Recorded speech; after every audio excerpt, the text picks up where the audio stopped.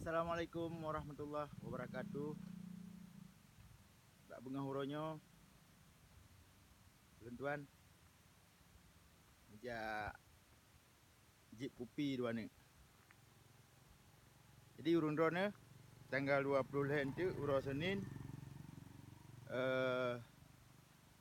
Press video lun pegat video acara reuni akbar GAM KPA seluruh Aceh, Ban Sigom Aceh, ataupun silaturahmi GAM Ban Sigom Aceh.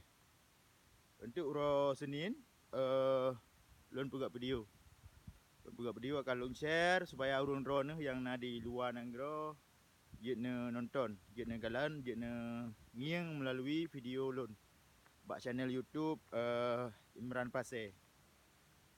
Jadi reuninya dipegat di Banda Aceh ataupun di Aceh Besar. Bak kubu Tunku Syed Hasan Muhammad di Tiro.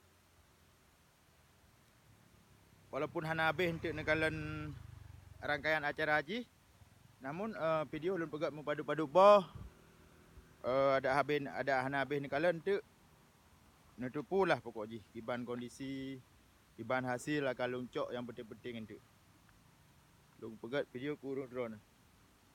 Puinan di luar negara kalau hijab kopi. Kalau hijab kopi di luar negara inan. Uronyo uro Sabtu. Uro Pri di Aceh. Sabtu pun ada hojak yang Sabtu.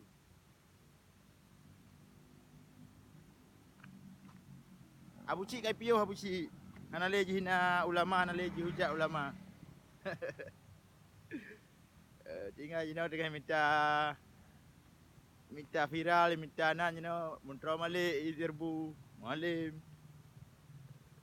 Anak buk lain je. Abu Cik.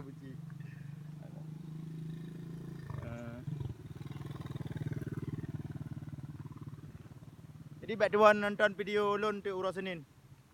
Uro Senin